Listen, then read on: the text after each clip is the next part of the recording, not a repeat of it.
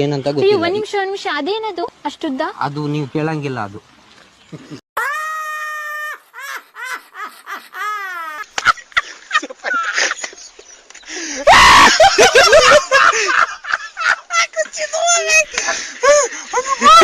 ಅದು ನೀವು ಕೇಳಂಗಿಲ್ಲ ಅದು. ಏ ಅಲ್ಲಿ ನೋಡಿ ಅದೇನೋ ಬಂದ್ಬಿಟ್ಟಿದೆ ಆಕಾಶ್. ಅದು ಬರುತ್ತೆ ಅದು. Reproductive system.